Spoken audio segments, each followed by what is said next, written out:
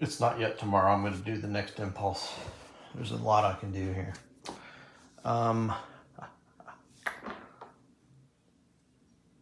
For starters,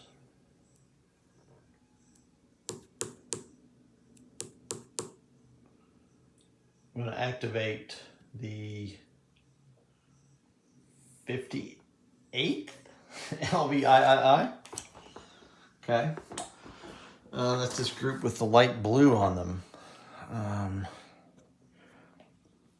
going to surround this piece and see if I can't exploit this soft, very soft spot right now.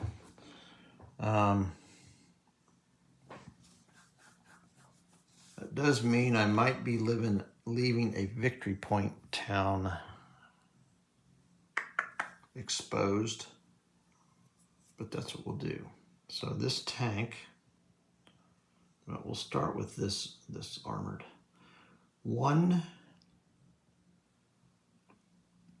2, 3.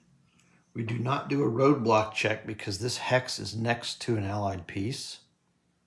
So 1, 2, 3. Again, no roadblock check because that's next to a piece. So back to this here. It was 1, 2, 3, 4. Okay, so this is all road movement. 1, 2, 3 on the road. Into a clear hex costs 1 for 4. This armored is going to do 1, 2, 3.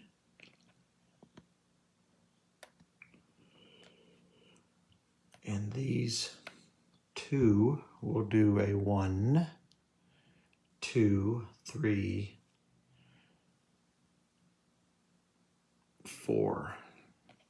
Okay. Now,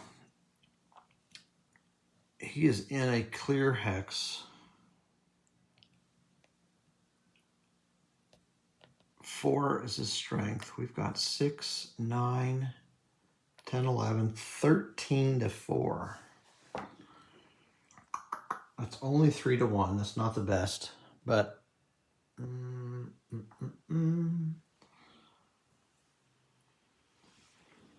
that's what we're going to do. If I used any other card, the command value would exceed 4 in total, and the allies would get a turn. I also want to move this corps on this same impulse. So I'm not going to add any cards to this battle. So let's go ahead and hope we pull well. Allies get a command card. That figures. That's the one I did not want him to get. He gets combat engineers. So he just threw up an improved position, which means that can absorb 1 hit. Okay. The minimum here is 2.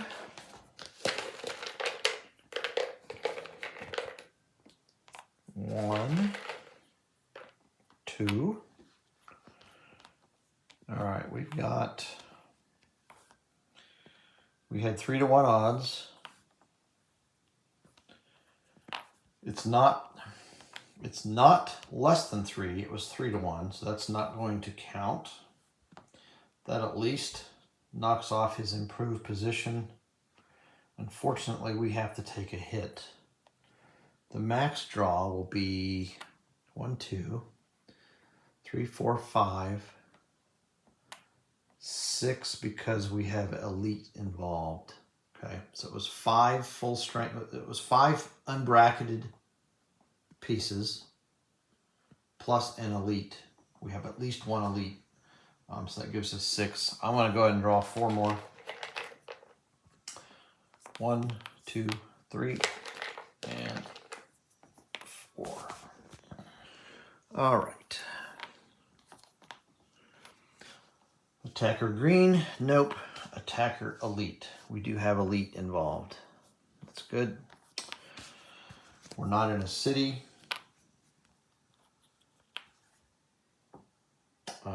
We are in the clear, so that one does not apply. We certainly don't have 8-to-1 odds. We don't, wait a minute, she was 13-4, it was 3-to-1 odds. So that one does not apply. Only attacker armor, only defender armor. Nope, everybody has armor. So our result is 2 hits on the defender, 1 on the attacker. The first hit, the IP comes off. So that leaves 1 more hit for the defender. I'll go to our little cheat sheet. He's not retreated. Hits is 1, steps is 2, so no. If losing a step would cause the defending unit to exert no zone of control, retreat 1 hex. I don't believe that's going to apply. If he flipped, he would still have zone of control. By the way, there's a piece of errata that says this number should be a 3 from whatever it was. That's why it's written in. Okay. Therefore, we calculate the unit's hold chance. Hold value of the hex is 2. The number of steps is 2 more. So that puts us at 4. No. He is not. If defending units are surrounded, yes, he essentially is. All the hexes around him are in axis zone of control. Okay. So it was 1, 2, 3, 4. Minus 3 is 1. I'm going to look that rule up real quick. Oh, if all retreat routes would require an extra step loss, they would, because wherever he goes, he would be in zone of control. Plus 2 if already retreated. Let me look up the. Let me look up surrounded real quick.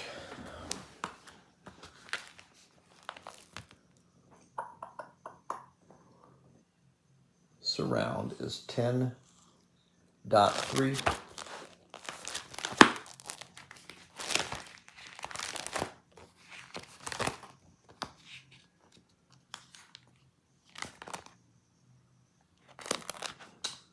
Surrounded. Allied unit is surrounded when every hex adjacent to its hex is occupied by a German unit or a German zone of control. So yes, he is surrounded. So back to this again. 1, 2, that makes it 4. That counts, so that's down to 1. That counts, so it's up to 5. So we're going to roll a die.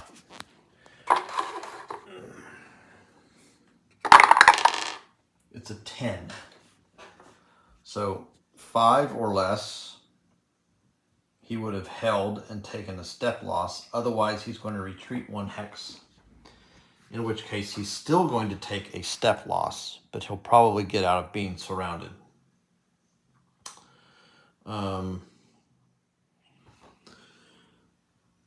Priorities. Everything's in zone of control. Nothing's occupied by a friendly. Into an unoccupied hex in enemy zone of control in friendly supply. That one would be this hex is in friendly supply, because from this hex, it's not, because once you cross a river, your supply route ends.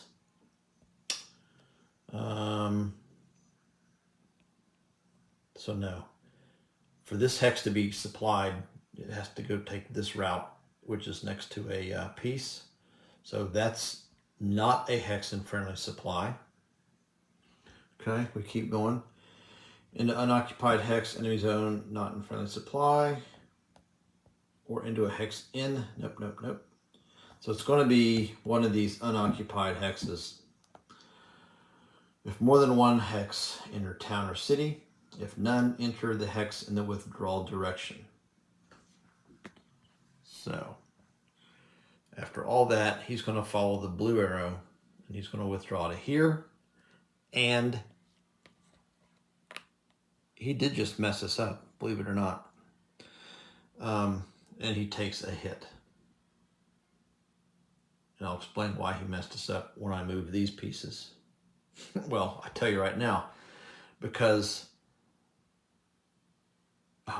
this does not exert zone of control, so he can move from here to here. The problem we may have is trying to get this piece involved in combat, because now he has to break contact with this piece.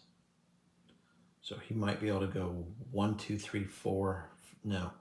So I can no longer get this piece into combat here since he just moved there. That's unfortunate. It might change what I do. I might swing these up and go after him then.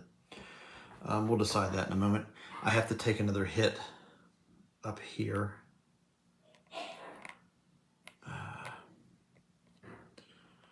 I don't want to lose a piece, so I'm going to flip an armor, and I don't want to flip an elite. So that's what we're doing. I am entitled to advance. I'm going to advance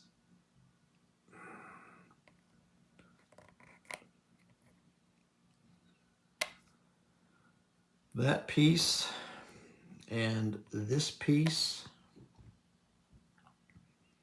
I'm leaving him back because I might want to attempt to use him at a later move to go back and sit on that victory town.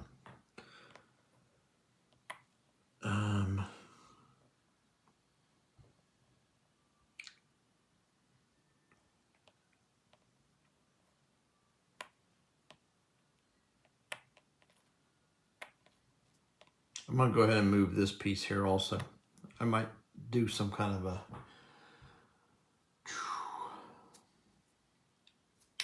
We might end up doing a bigger attack on this somehow. Think about it. All right, that's the first part of that impulse, was activating this core. That took 2 points.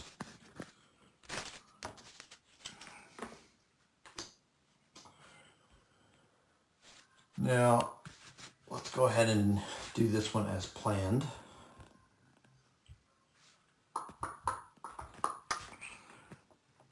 So we're going to activate this core. This piece, because it's dispersed, does not exert a zone of control, so I can move around it to help surround it in this combat. Thus, I can take a piece here, for example. That's a movement, counts as 2. I'm going to go here. That counts as 2 more, so he's up to 4.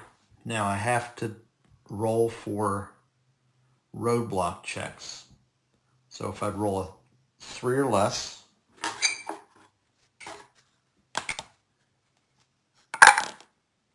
it's a 9. And then I check the 2, it's a 2 or less, is a 2. That's okay.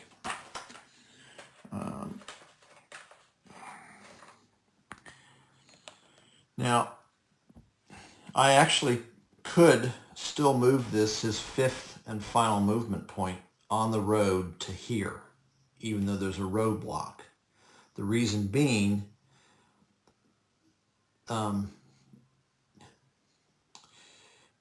is a road is not connected to that roadblock hex. If the roadblock went up here, I would have to stop moving immediately. I could not use any more movement points because the roadblock is connected to the road that comes to my hex. Okay. Now, if I had extra movement points beyond just the one I have left, I moved here, I would immediately have to stop because there's a roadblock connected by the road hex. Also, if I moved here, I'd have to do another roadblock check for that one. But all I wanted to do is get to here, just to help surround that piece on the attack.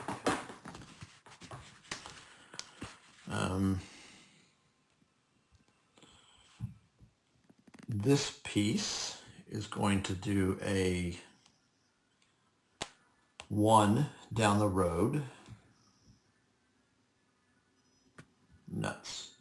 I have to roll for a roadblock check there, which could cause me to stop immediately. It's a 2. So a roadblock goes up there. I otherwise may have moved, taken my last 4 points and moved into the forest, but I have to stop. Whoops. Because there's a roadblock.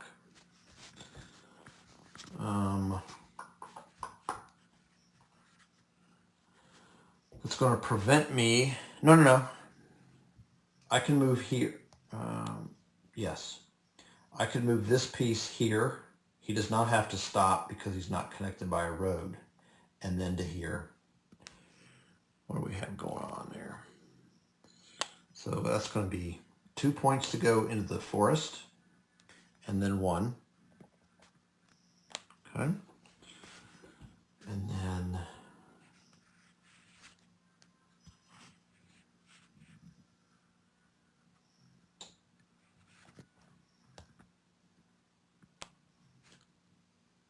I'm going to break contact. That cost me 1 point to break contact, plus 2 more points to move into that broken hex.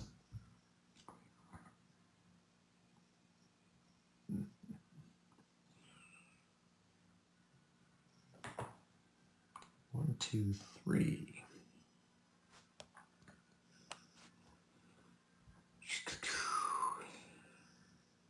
This piece that costs 1, 2, 3 to move to there.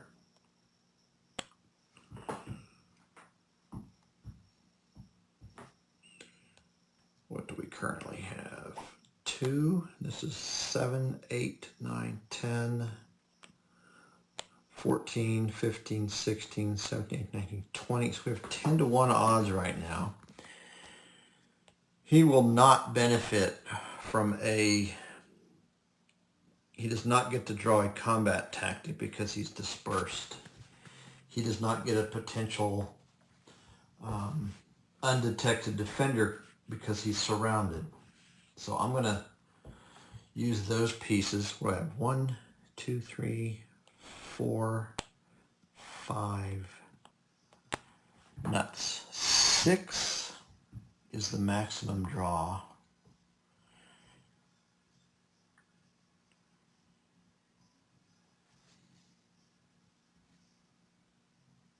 That's fine.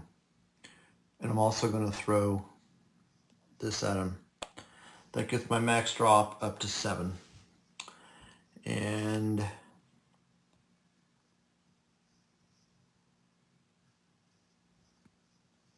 one, 2, 3. Let's go ahead and put him right there. I don't think I'm going to bother attacking him right now. He's not going to get deployment help because he's currently surrounded. I may go after him another impulse.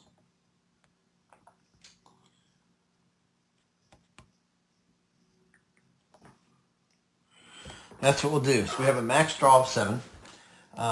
There's no sense drawing a card because he does not get the benefit of any combat tactic, nor can a undetected defender help him. So, also, good old 13.9, I believe,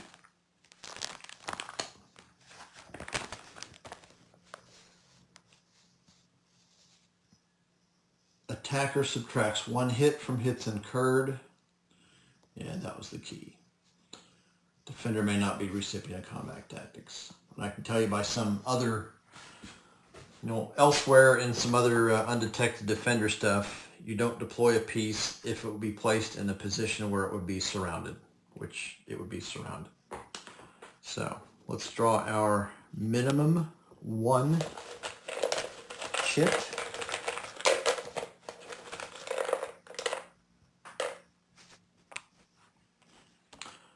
No artillery. No artillery. So the maximum was 7. I'm going to draw all 6. 1, 2, 3. There's another helmet.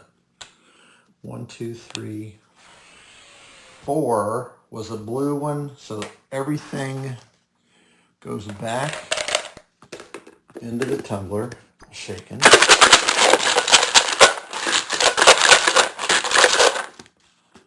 Okay. And 2 more we draw. Okay. All right. That one qualifies. There's no, get out of the light bulb. That one does not. Defender's not green. Defender is not elite.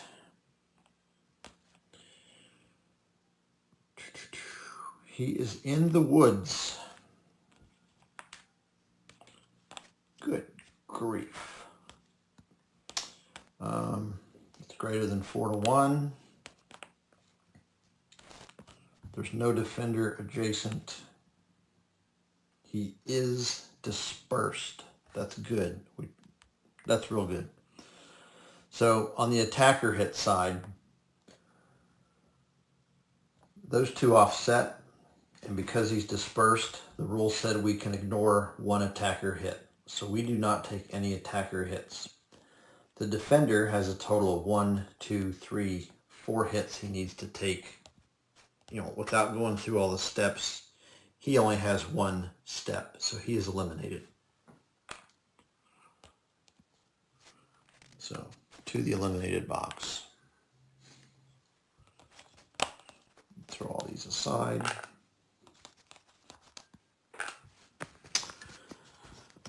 And now we can drive forward.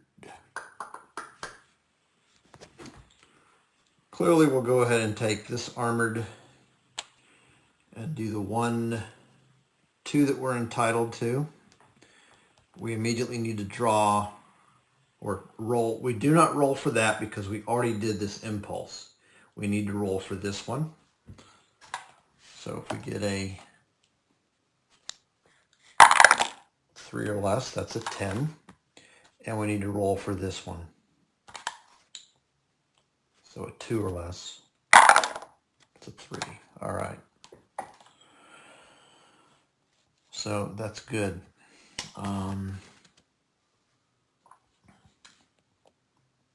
Let's also go ahead and send this tank forward 2. We'll move the infantry 1. That's all he's entitled.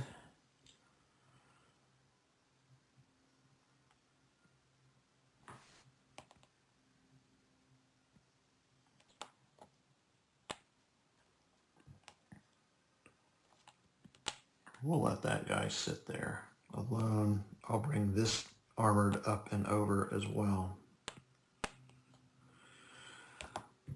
Gives me more options to try and hopefully take or surround Bastogne.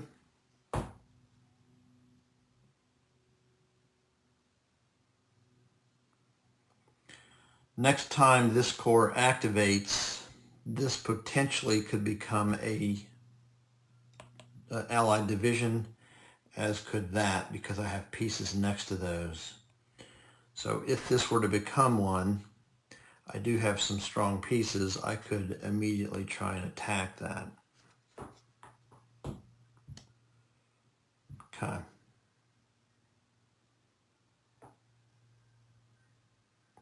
That is it. Oops. So that's the German Impulse. I've spent my 4 or more points. I activated those 2 corps in the 5th. I draw 2 cards to replace them. So we have a 6th, and it's my last card sitting there, and the 7th. We still have 3 very powerful cards. Let's go ahead and do the Allied Impulse. Okay. This won't be much. Unfortunately, we might be putting a piece on the board in place of a roadblock. So, it's the 17th. We're going to do the Engineers event.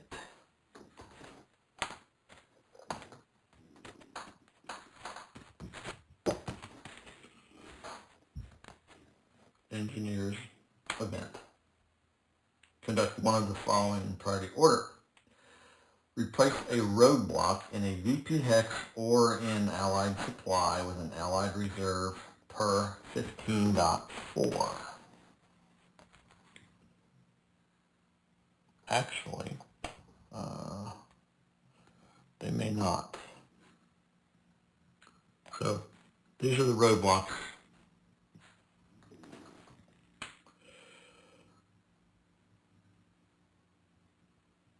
If more than one, replace the marker in the highest hold value, which was Wilkes of 3.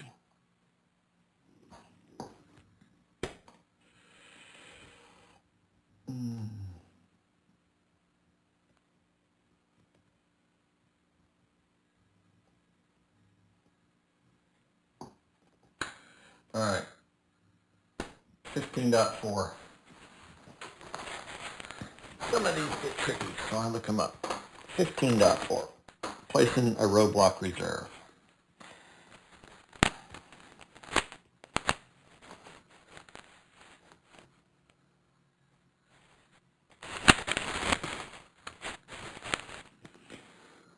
Select reserve unit. If a roadblock reserve calls for replacing with an Allied reserve, place a reserve unit in the position from the same army as the Allied unit nearest to the position.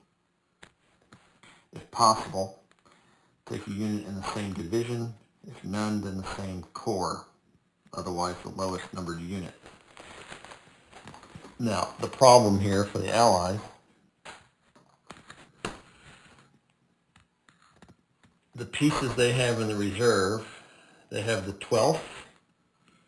Their deployment area is below where the roadblocks are.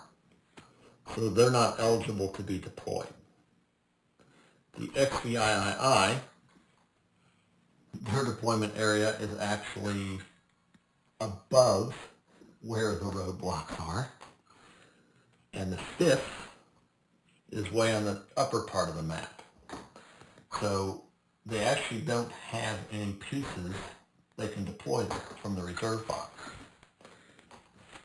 So we're going to go back to here and go to step 2. So now we're going to place a roadblock marker in an unoccupied road position hex with a hold value greater than or equal to 3 within 2 hexes of a supplied German unit in communication, not adjacent to Allied unit. All right. This is like word problems in school. All right. Hold value greater than or equal to 3 within 2 hexes of a supplied German unit. Well, right. Probably going to be that 6 right there. Is that one eligible? Let's see. If more than 1, it's the highest hold value. So, it's within 2 hexes of a supplied. It's in Allied and German communication. It's not adjacent to an Allied unit.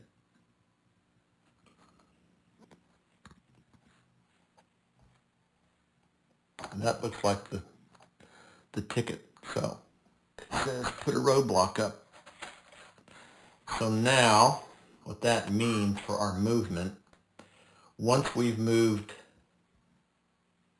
in any hex around that, because they all have roads, as soon as we move next to Bastogne, we immediately have to stop. And then on an activation after that, if the roadblock is still there, then we're going to have to roll and see if that really is a undetected Allied division. So it's going to take us, it could have been very easy to walk into Bastogne, but now we're going to have to spend extra time. So that's the extent of their impulse. Hopefully that all made sense. Okay, now I'll quit for the day.